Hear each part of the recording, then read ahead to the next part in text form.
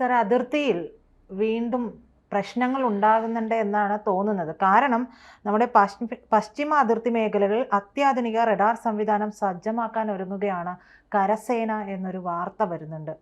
പ്രശ്നമാണോ നമുക്ക്? അല്ല, അതിനകത്ത് പ്രശ്നമാണോ എന്ന് ചോദിച്ചാൽ എപ്പോഴും പ്രശ്നമാണ്.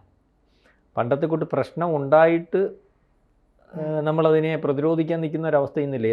നമ്മൾ എത്ര സൂക്ഷിച്ചണക്കെയും പഹൽഗാമിന് സംഭവിച്ചു കണ്ടില്ലേ. 2 കൊല്ലം മുമ്പ് ഇവിടെ കയറി അല്ലെങ്കിൽ അത്തരത്തിൽ പ്രശ്നം ഉണ്ടാക്കാൻ വേണ്ടി നിൽക്കുന്ന ആൾക്കാർ ഇപ്പോഴും ഇന്ത്യക്കകത്ത് ഉണ്ടാവാം. 140 കോടി ജനം ഉള്ള ഒരു രാജ്യമാണ്. അതിനകത്ത് ഇത്രയും സൂക്ഷ്മമായിട്ട് കാര്യങ്ങൾ കൊണ്ടുപോകുന്നതിനകത്ത് ഇന്ത്യ ഗവൺമെൻറ്റിന് വലിയ അല്ലെങ്കിൽ കഴിവുണ്ട്. എന്നാലും ഇതിനകത്ത് ഇപ്പം ഈ പഹൽഗാം അല്ലെങ്കിൽ സിന്ദൂറിന് ശേഷം ഈ പറയുന്ന പോലെ പാകിസ്ഥാൻ നിവൃത്തികേട് കൊണ്ട് യുദ്ധം നിർത്തിപ്പോയതാണ്. മനസ്സിലാവുന്നുണ്ട്. ഇനിയും യുദ്ധം ചെയ്യുന്ന മാനസികാവസ്ഥയിലാണ് അവിടുത്തെ ഭൂരിപക്ഷം ജനവും. അതായത് പട്ടാളം ഉൾപ്പെടെ, പട്ടാളത്തിന് മാത്രമല്ല അവിടുത്തെ ജനത്തിന് പോലും ഇന്ത്യ സാധാരണ ജനങ്ങളുടെ അടുത്ത് ചോദിച്ചാൽ മതി, ഇന്ത്യ എന്ത് ചെയ്യണമെന്ന് ചോദിച്ചാൽ ആദ്യം നമുക്ക് ഭക്ഷണം കഴിച്ചില്ലെങ്കിലും കുഴപ്പമില്ല, ഇന്ത്യക്കാരനെ അടിക്കണം, അവനെ ഇല്ലായ്മ ചെയ്യണം. അതിന് ഈ ഒരു വർഗീയമായിട്ടുള്ള വർത്തമാനം തന്നെ. അപ്പോൾ ഇപ്പം അതിന് ഏതൊരവസരത്തിലും അതിന് കോപ്പ് കൂട്ടുകയും ഒരുപക്ഷെ ഭക്ഷണം കഴിക്കാനുള്ള പൈസ പോലും എടുത്ത് അത്തരത്തിൽ ഭീകരന്മാരെ സൃഷ്ടിക്കുകയും ഒക്കെ ചെയ്യുന്ന രാജ്യമാണ്. അപ്പം ഇപ്പം നമ്മളുടെ രാജ്യത്തിനകത്ത് ഈ പറയുന്ന പാകിസ്ഥാനെ ഉപയോഗിക്കാൻ അല്ലെങ്കിൽ ബംഗ്ലാദേശിനെ ഉപയോഗിക്കാൻ, ഇന്ത്യക്കെതിരെ നിൽക്കുന്നവനെ ഉപയോഗിക്കാൻ വളരെ കൂടുതലായിട്ടുള്ള ആൾക്കാരുണ്ട്. അത് നമുക്ക് പഹൽഗാമിന് ശേഷം വളരെ കൃത്യമാണ്. എൻ്റെ ഏറ്റവും വേണ്ടപ്പെട്ട സുഹൃത്താന്ന് പറഞ്ഞുകൊണ്ടിരിക്കുന്ന അമേരിക്കയുടെ യഥാർത്ഥ മുഖം നമുക്ക് മനസ്സിലായില്ലേ. അതായത് അടിച്ചു, അത് ഒമ്മര് കാണിച്ചു അഹങ്കാരമല്ലേ, അടിച്ചു എന്നൊക്കെ പറഞ്ഞിട്ട് നമ്മുടെ കൂടെ നിന്നിട്ട് അടി തുടങ്ങിക്കഴിഞ്ഞു. അല്ലെങ്കിൽ നമുക്കറിയാൻ വയ്യായിരുന്നു, ഇന്ത്യ മഹാരാജ്യത്തിന് അറിയാമായിരുന്നു ഈ പറയുന്ന അടിച്ചോ എന്നൊക്കെ പറയുന്നതിൻ്റെ അതിനകത്തുള്ള പ്രശ്നങ്ങളും ഹോൾഡും ഒക്കെ. നമ്മളങ്ങോട്ട് മർമ്മത്തടി കൊടുത്തു. എവിടെ അടിച്ചാൽ എവിടെ കൊള്ളുമെന്നറിയാമല്ലോ. അതാണ്. അപ്പം ഈ പറയുന്ന അമേരിക്ക നടത്തിക്കൊണ്ടിരുന്ന സൈനിക താവളം, ഒരുപക്ഷെ പാകിസ്ഥാൻ നമ്മളെ ഭീഷണിപ്പെടുത്തിക്കൊണ്ടിരുന്ന അണുവായുധം ആകപ്പാടെ പ്രയോഗിക്കാൻ പറ്റുന്ന സൈനിക താവളം, ആ സൈനിക താവളത്തിനകത്ത് അടിച്ചപ്പോഴാണല്ലോ യുദ്ധം നിന്നത്. അന്നേരമാണല്ലോ ഈ പറയുന്ന കിരാന ഹിൽസിന് ഈ ഇതുമായിട്ട് ബന്ധപ്പെട്ടും ഒക്കെ വിഷയം വരികയും അമേരിക്കൻ നമ്മുടെ വിമാനം വന്നിറങ്ങുകയും കിരാന ഹിൽസിനകത്ത് കുഴപ്പം പറ്റിയെന്ന് വാർത്ത വരികയും അത് ശരിയാവുന്ന രീതിയിലേക്ക് ഈജിപ്തിൽ നിന്ന് മണ്ണ് കൊണ്ടുവന്ന് അല്ലെങ്കിൽ അവിടുന്ന് ഉള്ളതിൻ്റെ സാമഗ്രികൾ കൊണ്ട് നടക്കുകയൊക്കെ ചെയ്തു.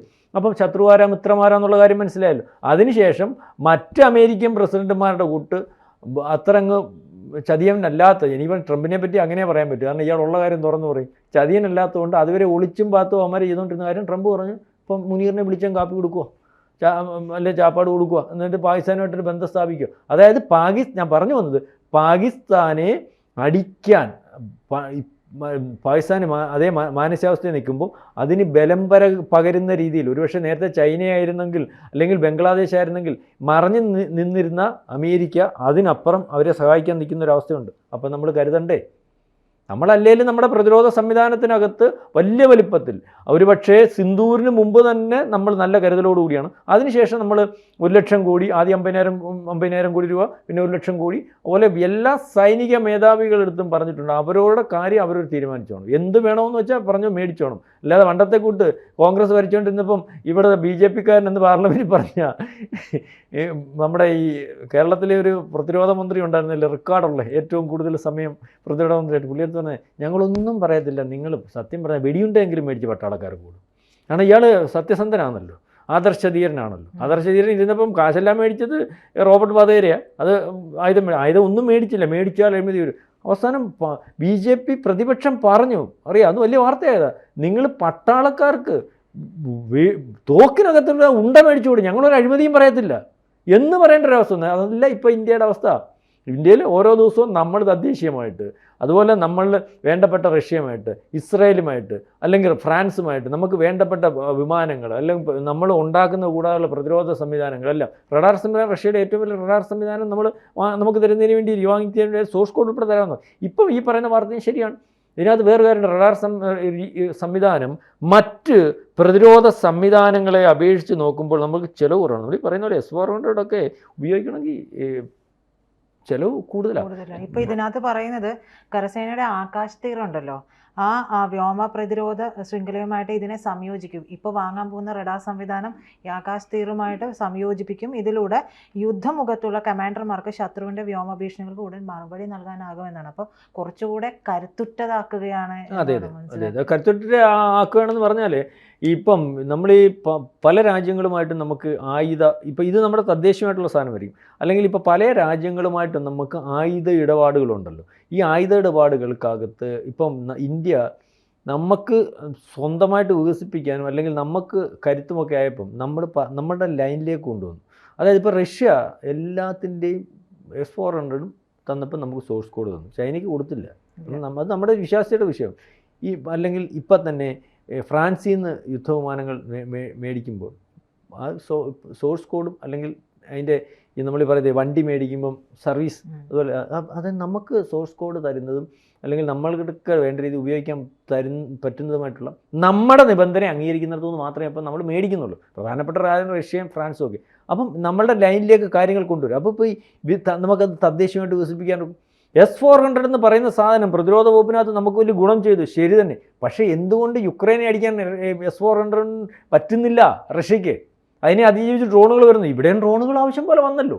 നമ്മളിതിനെല്ലാം ഇട്ടല്ലോ. നമുക്കറിയാവുന്ന അല്ലെങ്കിൽ ഇത്രയും ജനാധിപത്യ സംവിധാനത്തിൽ എല്ലാം സുതാര്യമായിട്ടിരിക്കുന്ന ഒരിടത്ത് നമ്മൾ ഡ്രോണുകൾ വീണതായിട്ടോ അല്ലെങ്കിൽ അത്തരത്തിൽ വാർത്തയായിട്ടോ പപ്പു കുറേ പറഞ്ഞു വിമാനം വീണമെന്ന് പറഞ്ഞാലല്ലേ പറ്റിയുള്ളൂ. ഒരെണ്ണം പോലും തെളിയിക്കാൻ പറ്റിയിട്ടില്ല. അപ്പം ഇതിനകത്തും നമ്മളിത് വികസിപ്പിച്ച് അല്ലെങ്കിൽ ഈ പറയുന്ന എവിടുന്ന് മേടിച്ചാലും നമ്മുടേതാണെങ്കിലും ഞാൻ പറഞ്ഞു വന്നത് S-400 അന്ന് സോഴ്സ് കോഡ് തന്നതുകൊണ്ട് നമ്മളതിനകത്ത് സുദർശന ചക്ര, ഇപ്പം പണിയുന്ന സുദർശന ചക്ര അല്ല, അന്ന് സുദർശന ചക്ര അതേ രീതിയിൽ 7 ലെയർ സിസ്റ്റം ആക്കി ആ രീതിയിലേക്ക് ആക്കിയെടുത്തിട്ട് കാര്യങ്ങൾ ചെയ്യുന്ന ഒരു രീതിയാണ് ഇപ്പം ഈ ഒരു പക്ഷേ പറഞ്ഞിരിക്കുന്നത്. അപ്പോൾ അത്തരത്തിലേക്ക് 45 ലോ ലെവൽ ലൈറ്റ് വെയ്റ്റ് വികസിത റഡാറുകളാണ്, 48 വ്യോമ പ്രതിരോധ അഗ്നിശമന റഡാർ, ഡ്രോൺ ഡിറ്റക്ടേഴ്സ് എന്നിവയാണ് സജ്ജീകരിക്കാൻ പോകുന്നത് എന്നാണ് പറയുന്നത്. അതായത് അതിൻ്റെ ആവശ്യമായിട്ട് വരും. കാരണം ഈ അതിർത്തിയിൽ ഇപ്പോൾ നമ്മൾ വിചാരിക്കുന്നത് പോലെ രണ്ട് ശത്രുക്കൾ എപ്പോഴും നമ്മുടെ കയ്യിലുണ്ട്. ഇപ്പോൾ ചൈന നമ്മുടെ ആയിട്ട് നമ്മൾ ലൈനപ്പിൽ വന്നെങ്കിലും ബംഗ്ലാദേശ് നിൽക്കുക. ബംഗ്ലാദേശ് പ്രശ്നമാണല്ലോ. ബംഗ്ലാദേശിൽ ഇപ്പം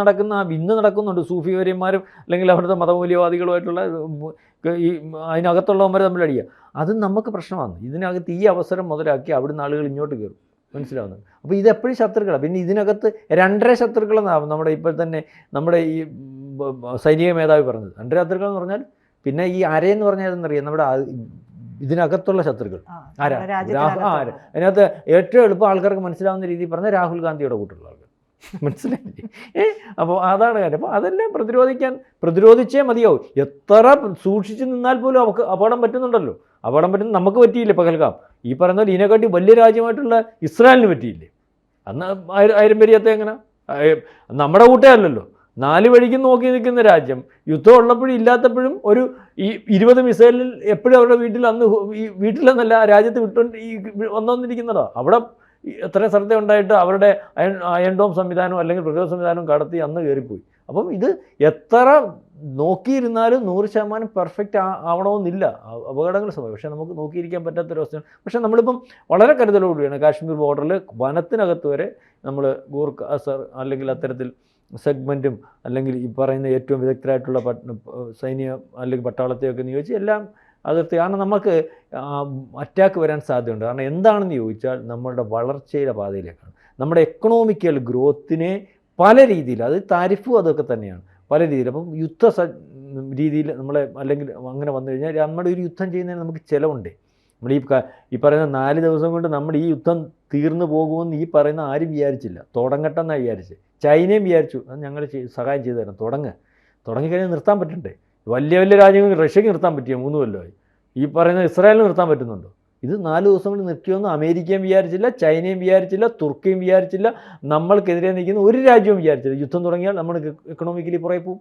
അങ്ങനെ വിചാരിച്ചിരുന്ന. പക്ഷേ ഇനിയും അപ്പോൾ വീണ്ടും അതേ അവസ്ഥയിലേക്ക് കൊണ്ടുവരാൻ വേണ്ടിയുള്ള ശ്രമം നടക്കുന്നുണ്ട്. അത് നമ്മൾ വളരെ കൃത്യമായിട്ടറിയാം. അതിർത്തിയിലും മറ്റ് ഈ ബംഗ്ലാദേശിൻ്റെ ചിക്കൻ നെക്ക് മേഖലയിലും ഒക്കെ പ്രശ്നങ്ങൾ ഉണ്ടാക്കാൻ പാകിസ്ഥാൻ ശ്രമിക്കുന്നു. അതിന് സപ്പോർട്ട് അമേരിക്കയുണ്ട്, മറ്റ് രീതിയിലൊക്കെ ഉണ്ടെന്നുള്ള കാര്യം രഹസ്യാന്വേഷണ റിപ്പോർട്ടും എല്ലാം ഉണ്ട്. അതനുസരിച്ചുള്ള നീക്കങ്ങളാണ് നമ്മൾ നടത്തിക്കൊണ്ടിരിക്കുന്നത്. അതിൻ്റെ ഭാഗമായിട്ടാണ് ഇത്തരത്തിലുള്ള റഡാർ സംവിധാനം എന്ന് വിചാരിക്കേണ്ടി വരും. കൂടുതൽ വാർത്തകളും വിശേഷങ്ങളും നിങ്ങളിലേക്ക് എത്താൻ ABC മലയാളം സബ്സ്ക്രൈബ് ചെയ്യുക, ബെൽ ബട്ടണും അമർത്തുക.